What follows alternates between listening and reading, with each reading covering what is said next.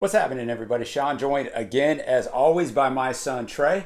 And today, Trey, we're up to the third album already, A Hard Day's Night for the Beatles in our song rankings of each album of theirs. If you're new here, where you been, check out all our Beatles reviews. We ran the entire discography and thought this would be a fun way to go back through. So we've already done Please Please Me and With the Beatles. Check that out after you watch this one, of course. That's right, man. It's been fun going back and revisiting Hard Day's Night, man, which is just such a strong record. 13 tracks here today. The first two records had 14 apiece. Yep. So still only fits in that nice 30-minute range. Yeah, exactly. So I will say, before we get into kind of, just some of the quick facts and then the rankings itself, this was, I thought With the Beatles was tough to rank, just because there's a lot of songs in that same ballpark. Yeah. And this one I thought was even tougher to rank because there's so many songs you could convince me that, this is number 5 or this is number 10. There's so much quality on this. I agree. I mirror your thoughts exactly. With the Beatles, I thought there was a lot of mediocre songs in the middle. With this, there's a bunch of outstanding songs in the middle. So same problem, different set of circumstances of why. And just an FYI, if it's your first time joining us, we always do the UK albums. There's a different version of the US album that came out about 2 weeks in June of '64. The UK version came out July 10th of '64. This one is different because all 13 songs are written by Lennon and McCartney. No covers this time. No covers, and 9 of those 13 were sung and written by John, so he dominates this album. Yeah, and then we have just one George tune. Ringo gets shut out for the first time. Ringo gets shut out. And then Paul delivers 3 really strong tunes in his own right. So yeah, you could really look at this as kind of the Lennon-led. Yeah, that's the way I look at it. And, Trey, you brought up an interesting point. Who did you say had one tune on here? George, man. Oh, well, okay, let's go ahead and kick this thing off. Song number 13 for me is I'm Happy Just to Dance With You by aforementioned Harrison. That's funny because that's my number 13 as well. It was written specifically for him. And as we covered in the previous incarnations of this, they wrote stuff and gave it to George and Ringo that they didn't want for themselves, obviously, right? You're not going to give your best stuff away. And I think it kind of shows that it's not horrible. It's not a bad song. Compared to the rest of the heat on this album, it's 13. Well, and I think that's interesting too, because like the bottom of the barrel from Please Please Me and With the Beatles, it was like this I would never want to go and listen to. And I mean, this track, it's not a bad track. No, it's not a bad track. And I think because John and Paul try to come in and help him with the harmonies and some kind of run-ins a little bit. I thought cool atmosphere too. Ringo's drumming's nice. Here's what I think.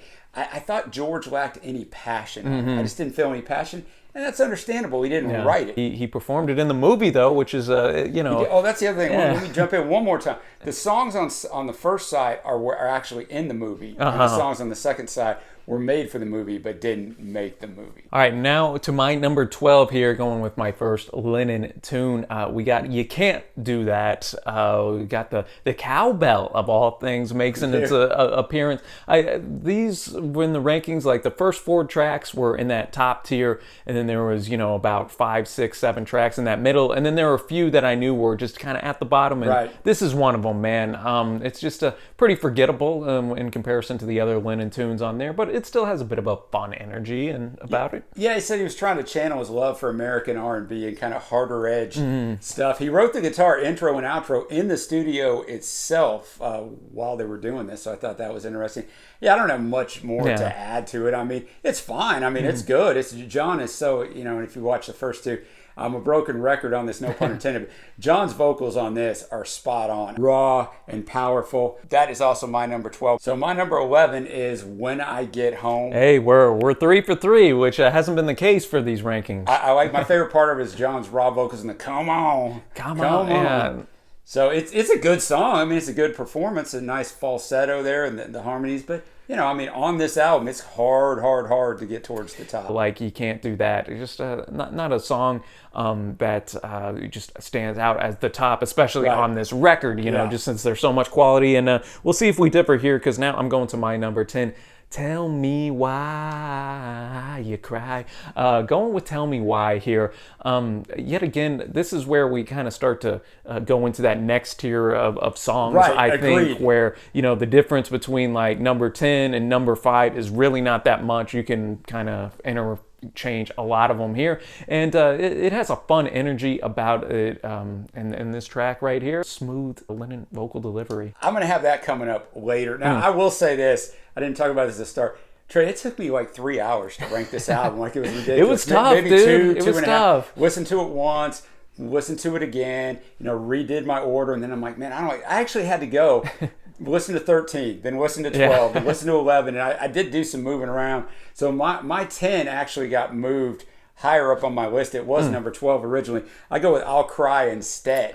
There you go. Almost a country and western type vibe. And Cynthia Lennon at the time, or well, not at the time, a little later, said it was John's cry for help a little bit. Great energy of John. Not a bad song at all. Echo what you said, Trey. Like, there's several songs here now. You can move them all around. Well, that's funny you say that, because that is my number 9. I think the rapid fire delivery kind of makes it stand out a little bit, and just, again, kind of has a unique musical texture, almost like a galloping like nature. And I just love the very personal nature of this track, which we would further see on Beatles for Sale, which is that next record. Exactly. So you kind of get those seeds planted there. My number 9 is I'll Be Back. Officially credited as Lennon and McCartney. It wasn't even released in North America until Beatles 65, 5 months later. It has that flamenco-style acoustic guitars, and it's different, Trey, for a pop song. It oscillates between major and minor keys, appears to have 2 different bridges, and lacks a chorus. The fade-out also just comes in out of nowhere. George Martin preferred to open and close Beatles albums using dominant material, stating another principle of mine when assembling an album was always to go out on a side strongly, placing the weaker material towards the end, but then going out with a bang. So that kind of tells you what he thinks if you go back and look at the album order of some other things. Obviously, I mentioned the guitars. The guitars are nice. Just a really good song. Yeah, I got it just a little bit higher than you, but I'll speak on it now. I think that the here we also have the utilization of the double track vocals on a lot of these tunes, which I think aids a lot of these tracks to just really get a little oomph on them, and then you have that classical acoustic guitar coming in as well to just give it a unique vibe about it. So that all works together quite well. So I got it just a little higher than you, but my number 8 is we're gonna head on back to that classic harmonica interplay with I Should Have Known Better, the second tune on this record, man. And again, I think it has a lot of that great energy, like a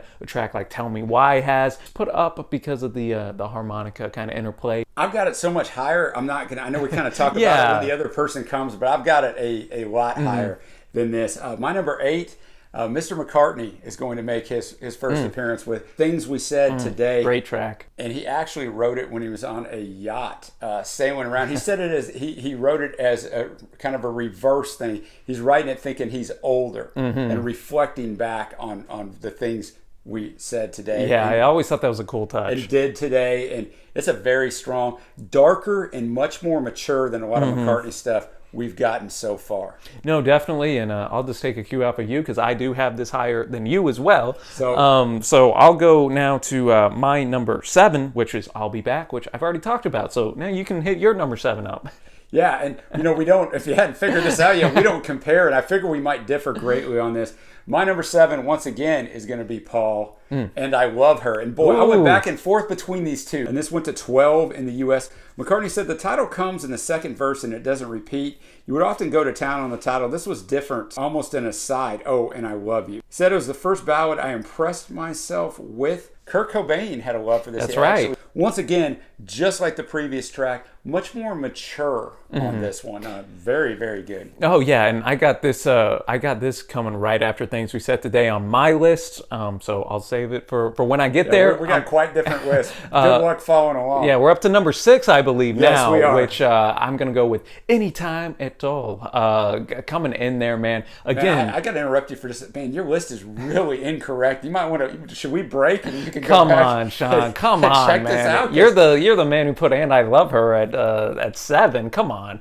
And Anytime at All, just like kind of Tell Me Why and I Should Have Known Better. Again, a bit more up tempo, has that energy, and especially like Ringo's little drumming performance, especially those first seconds. Anytime at all. Oh, yeah, man. So fantastic. I love it, man. My number 6, If I Fell, Lennon with McCartney, Only went to 53 in the U.S. I don't know what was going on there. They shared the same mic in their, what they like to do early on with their, like, they called it their Everly Brothers type delivery. Obviously, the harmonies on this are fantastic. So that's my number 6. Number 6, man. Well, I got that considerably higher than you as well, man. I'll tell you what. But we'll get to talking now about a track you already have. I have Things We Said Today at number 5. Story on this one just kind of puts it above some of these other Lennon tunes actually in here. And it again is a bit lower tempo, stands out as a bit more unique on this record, man. And I think Paul just kills his vocal performance here. He does, I agree. So that's why it barely slid into my top 5 here. Well, tell me why, Trey, that you don't have this song at number 5. Try harmonies, Lennon, McCartney, and Harrison. Tell me why. Interesting, man. I had this at 10. It's a throwback, though. It could have fit very well on the first 2 albums, the sound of it and just the style of it. But it's fantastic. Fun man. energy. So tell me why is number 5. I like it, man. Well, my number 4, you already touched on. I'm going with And I Love Her. Paul is just coming in with just a lovely ballad love song here. Again, you have that classical guitar that we had as well on I'll Be Back. Also has the bongos in there, which just gives it such a unique texture. I agree. That I had this much lower like initially, and then I've grown. This is one that's really grown on me over the years. It's a great tune. So I think Paul just absolutely kills it in on his vocal performance. Probably the best vocal on this record, actually. And yeah, man, number 4. Well, number 4, I got I Should Have Known Better. Mr. Lennon, once again, didn't go very high on the charts. This one he said he wrote because of his infatuation with Dylan and how great of lyrics Dylan writes. So he does that on here. And he also starts it with a harmonica solo the last time that instrument would show up on a Beatles song. But it's wild, man, since it was so prominent, and now it's just his vocal, like he's just full on. But I've noticed on your list, like a lot of the songs you got on your list are higher on mine, and the ones you identify with John's like power and energy, they rate much higher for me than for you, I guess. So I've kind of noticed that as a pattern. No, yeah, that's interesting. And my number 3 is a song you touched on just a little bit ago, If I Fell. I think that the McCartney and Lennon harmonies just are so beautiful, and the melody, the tempo is just kind of like a nice slow burn, one that you could play like at any time, you know, any time at all. And I just really enjoy it, and maybe the way they play it in the movie as well just kind of sticks out in my mind. Well, my number 3 is a song that I would absolutely listen to anytime at all. That is not anytime at all.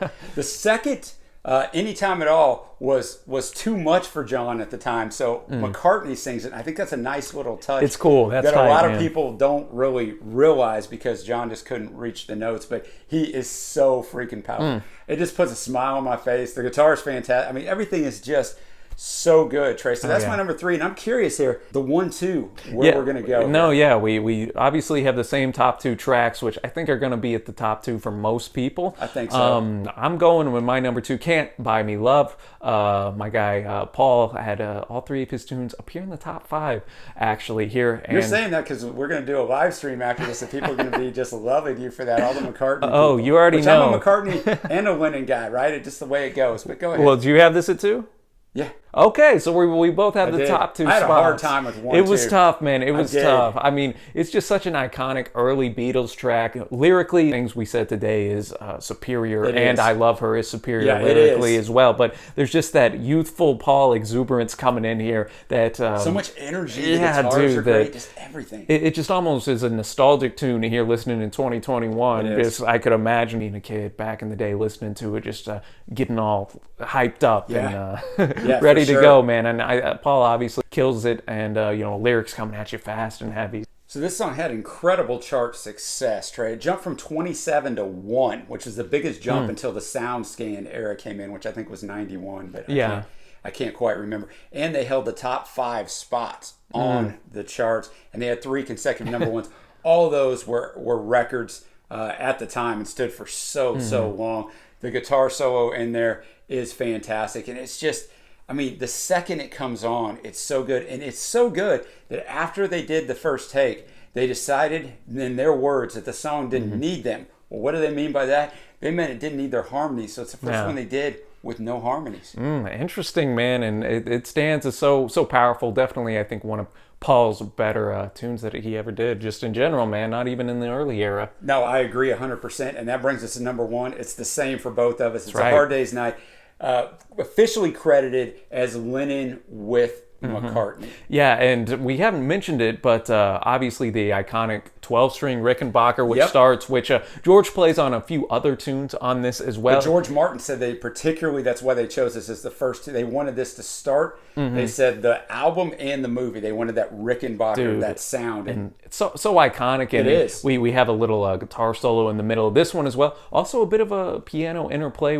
played by, as you were mentioning, George Martin hopping on the piano here. I think that's always tight, and just the kind of handoff, the give and take between Lennon and McCartney here, between the the verses and then the middle eight that Paul sings rather. It's just iconic, man, and one of my favorite Beatles tunes just in general. Yeah, and it's got some crazy history behind it as well. It held the number one position on both the album and singles charts in the UK and the US at the same time, which no one had ever done up to that point. It also won the Beatles the Grammy for Best Performance by a Vocal Group. I don't want to be a broken record, no pun intended. The harmony, John's vocals, the guitars are fantastic, all of it. I did have a fight. I really had a hard time with 1 and 2, and then I ended up settling and feel very confident now that this is number one. But going into it, I honestly thought I was going to pick Can't Buy Me Love. But this is a great album. You touched on it at the start. There's really no weak tracks on here, but there's so many quality tracks. So we always go back and rate. Originally, I rated this an 8.5. Now, please me, I lowered my original rating. With the Beatles, I lowered my original rating. This one, I was actually wrong. It's a 9.0, not an 8.5. This is fantastic. It's killer, man. It's fantastic. And I know a lot of people, especially that grew up in the time, really rate this one highly as well. I'm going to be at around like an 8.5 for me, man. Okay. It's rock solid from start to finish. 13 songs, 30 minutes on the dot. That's nice. It's an easy listen, and again, still kind of has that that youthful exuberance that in a couple albums here is going to start to get a little bit more mature, and we really kick things into gear. And here too, I think marks a little turning point because we get a little bit more varied in the instrumentation that we use. I mentioned the bongos, obviously the 12-string, bringing that classical acoustic guitar in as well. So that's a bit of a foreshadowing for obviously what we got to come. But before we get into that era, we got one more record which I know ranks a little low for most people. Beatles for Sale will be up next. We do, and then it's going to get heated. So if you're watching this live in 2 weeks, Beatles for Sale will be up, but we'll be on a live stream on YouTube right after this. We'll have a listening party on Twitch right after that. Go back and check out the review we did for this probably 2 years ago, Trey, somewhere in there. See how our thoughts have changed on that. But as always, so much fun, man. Oh, of course, man. Of course, we want to know your rankings down below, and always like to hear the community's input for sure. Let him know how wrong he is right now. I imagine I'll have more heat on the comments than you. All right, man. Well, as always, y'all, appreciate you watching. Appreciate it, Dad. Yeah, and fun, man. Until next time, we will see you.